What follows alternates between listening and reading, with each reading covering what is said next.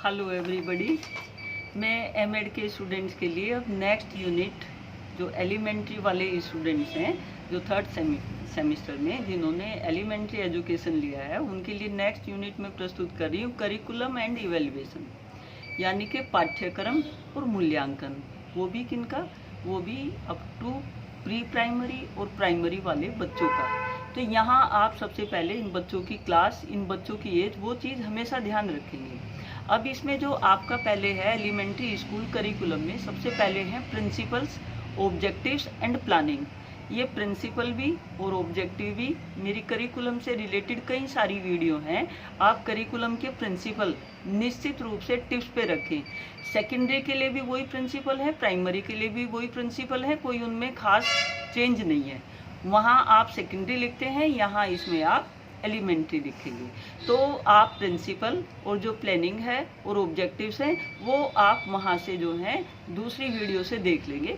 अब इसी वाली यूनिट में करिकुलम एंड इवेल्युएशन वाली यूनिट में नेक्स्ट आपके कोर्स इसमें दिया हुआ है यूनिट में इवेल्युएशन प्रिंसिपल्स एंड टूल्स, यानी कि इवेल्युएशंस के मूल्यांकन के क्या क्या प्रिंसिपल्स हैं और क्या उसके टूल्स हैं। उसमें सबसे पहले आया है टर्म इवेल्युएशन।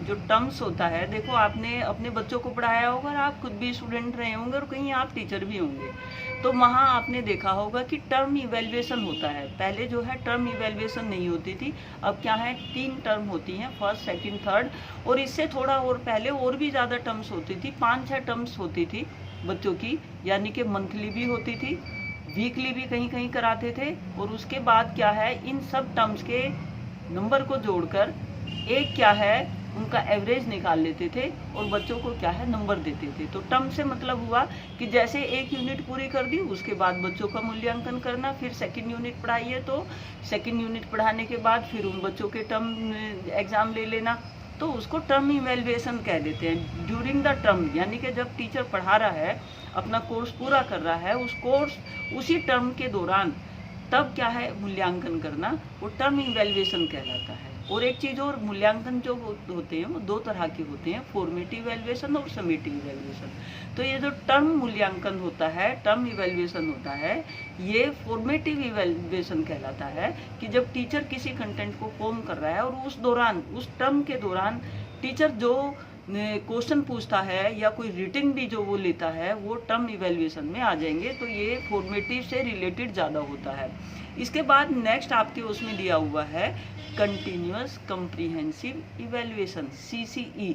कभी कभी आपसे एग्जाम में CCE की फुल फॉर्म भी पूछ लेंगे, तो इसका मतलब है कंटिन्यूअस कम्प्रीहेंसिव इवेल्युएशन। इसमें क्या है, कंटिन्यूअसली यानी कि लगातार बच्चों के क्या है कम्प्रीहेंसिव बोध, यानी कि जो उनका बोध, जो चीज़ें वो जाने समझे हैं उन सब का क्या है मूल्यांकन करना, लगातार होना, यानी कि पहली यूनिट का, सेकंड का, थर्ड का, फोर्थ का।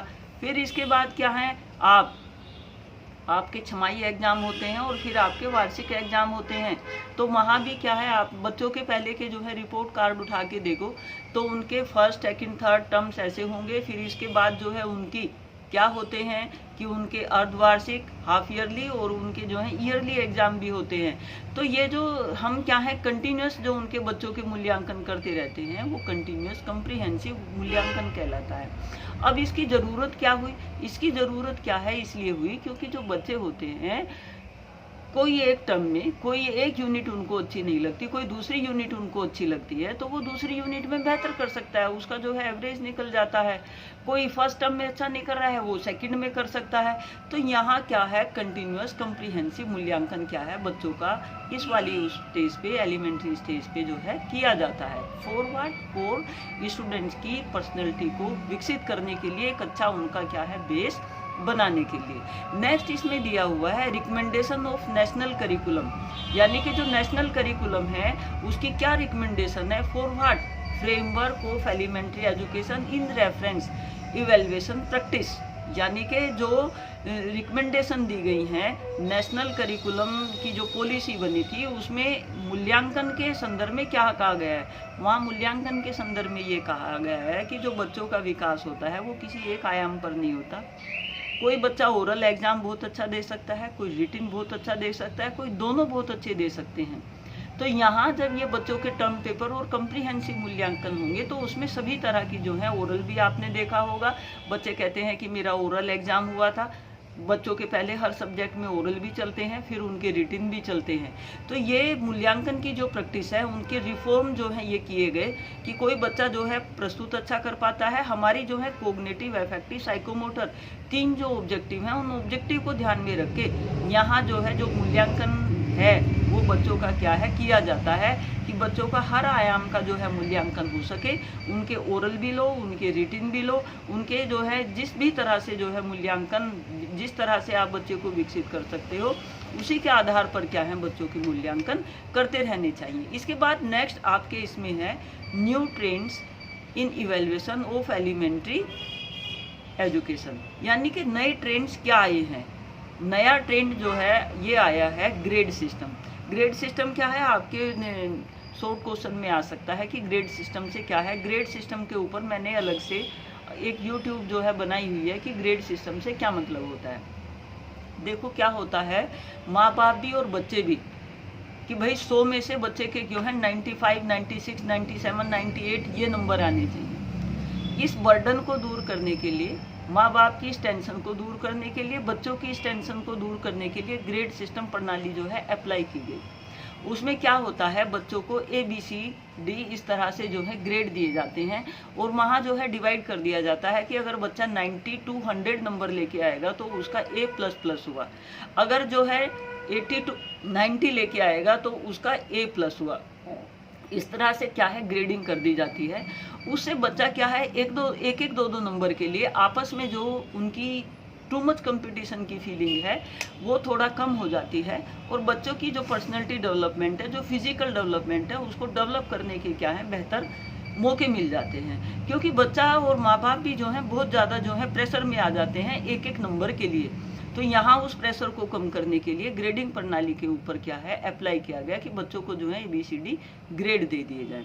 इसके बाद नेक्स्ट दिया है असेसमेंट एज ए कंटिन्यूअस, यानी कि जो असेसमेंट होता है वो कंटिन्यूअस होना चाहिए। यूज ऑफ मल्टीपल सोर्सेज जो है इस्तेमाल करने चाहिए। कैसे, अगर आप बच्चों के जो है रिपोर्ट कार्ड देखें, किसी अच्छे स्कूल, बोर्डिंग वगैरह स्कूल के भी देखें, तो वहाँ उसकी एक चीज़ का जो है मूल्यांकन वहाँ किया जाता है। कैसे, उनके ड्रेस का, उनके हेल्थ एंड हाइजीन का, उनके अपने जो पीयर ग्रुप है उनके साथ उनके बातचीत करने का, क्लास में जो है अपनी क्लास के चारों तरफ वो नीट एंड क्लीन रखते हैं, क्या रखते हैं, बच्चों के साथ कोऑपरेशन का, टीचर से उनका किस तरह से जो है कम्युनिकेट करते हैं, किस तरह से जो है टीचर को आंसर जो है वो देते हैं, उन सब की जो है करीब जो है 20-25 पॉइंट होते हैं जिसके ऊपर क्या है बच्चे का मूल्यांकन टीचर के द्वारा, उनकी क्लास टीचर के द्वारा, हर सब्जेक्ट टीचर के द्वारा किया जाता है कि ओवरऑल बच्चे का जो है प्रेजेंटेशन किस तरह का है। सिर्फ एक ही आयाम पर नहीं, यहाँ क्या है जो असेसमेंट है वो मल्टीपल सोर्सेज को लेके, खेलकूद में कैसा है, गायन में कैसा है, वोकेबलरी कैसी है, उसका ओरल प्रेजेंटेशन कैसा है, उसका रिटिन कैसा है, उसकी स्पेलिंग कैसी है, एक चीज़ को क्या है एनालाइज करके उसके गेम्स स्पोर्ट्स वहाँ कोऑपरेट करता है, अपनी चीज़ों को शेयर करता है या क्या करता है, उन सब चीज़ों के ऊपर भी क्या है उनके जो रिपोर्ट कार्ड होते हैं उसमें बच्चे के लिए क्या है पॉइंट्स दिए गए होते हैं और उनको स्पेशल जो है रिमार्क दिया जाता है ओवरऑल पर्सनैलिटी में। फिर इसी को क्या कहते हैं, multiple sources of comprehensive assessment कहते हैं। इसमें और क्या क्या चीज़ें हैं, ऑब्जर्वेशन, यानी कि ये सारी चीज़ें ऑब्जर्वेशन पे ही तो होंगी।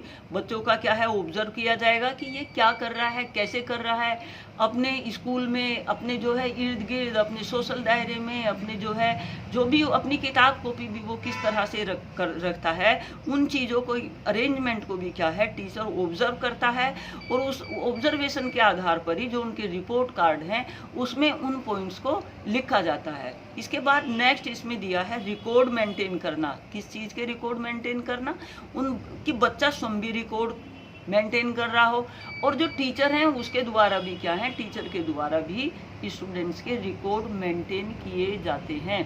कैसे, आप किसी भी स्कूल में जाओ, सपोज करो आपने कक्षा 6 में बच्चे को एडमिशन दिलवाना है तो आप पिछले स्कूल से क्या है उसका रिपोर्ट, उसका जो है क्या लोगे, टीसी लिखोगे और टीसी में जो है हर क्लास के लिए स्पेसिफिक कॉलम होते हैं और उस स्पेसिफिक कॉलम के साथ वहाँ जो है उसकी एक ग्रेडिंग की हुई होती है कि ये बच्चा ओवरऑल कैसा था। तो यही क्या है, रिकॉर्ड मेंटेन रखे जाते हैं, क्योंकि अब बच्चे को क्या है एक नंबर भी दिया जाता है उनका, जो सीबीएसई के स्कूल होते हैं वहाँ उनका एक एसआर नंबर मिलता है, उस एसआर नंबर को मेंटेन करना होता है और उस पर हर साल उस बच्चे की क्या है प्रोग्रेस लिखनी होती है। और जब अगर बच्चा स्कूल छोड़ रहा है तो वहाँ उस सर्टिफिकेट के ऊपर जो माइग्रेशन उसका होता है, जो टीसी होती है, उसके ऊपर ये सारी चीज़ें क्या हैं लिखी जाती हैं। उन बच्चों के क्या है एक प्रोफाइल उस एसआर नंबर के द्वारा क्या है बनाया जाता है। इसके बाद क्या है एक कॉम्पिटेंसी बेस्ड असेसमेंट होता है कि बच्चा कितना कॉम्पिटेंस है। अब कॉम्पिटेंसी का जो असेसमेंट होगा उसके बेस क्या होगा, देखो हमारी ओवरऑल पर्सनैलिटी, हमारी से मतलब बच्चे की ओवरऑल पर्सनैलिटी का ही होगा। जो पॉइंट ये बीच में मैंने बताए हैं कि बच्चा किस तरह से चीज़ को प्रेजेंट करता है, बच्चा ओवरऑल कैसा है, बच्चा बाकी बच्चों से कैसे करता है, कंटेंट को ध्यान से सुनता है, टीचर की बातों को क्या है अच्छे से सीरियसली लेता है। तो यहाँ एक उनकी जो है असेसमेंट का एक ओवरऑल पर्सनैलिटी के डेवलपमेंट के लिए बच्चों की जो है कॉम्पिटेंसी, उनकी दक्षता, उनकी क्षमता को एसेस करना क्या है ज़रूरी होता है। तो ये आपकी करिकुलम एंड इवैल्यूएशन वाली यूनिट को मैंने थोड़ा सा जो है ब्रीफ किया है, और डिटेल में जाने के लिए मैंने कुछ पॉइंट्स के ऊपर अलग से भी जो है वीडियो दी हुई हैं। तो मेरी करिकुलम के ऊपर 8-10 वीडियो पड़ी हैं, वो देख लेना। मूल्यांकन के ऊपर भी जो है मेरी कम से कम जो है 15-20 वीडियो पड़ी हुई है, लेकिन फ़िलहाल आपको एक ब्रीफ समरी देने के लिए मैंने ये वीडियो आपके सामने प्रस्तुत की है। तो ये करिकुलम एंड इवैल्यूएशन की जो यूनिट है आप समझ गए होंगे, ठीक है। Thank you.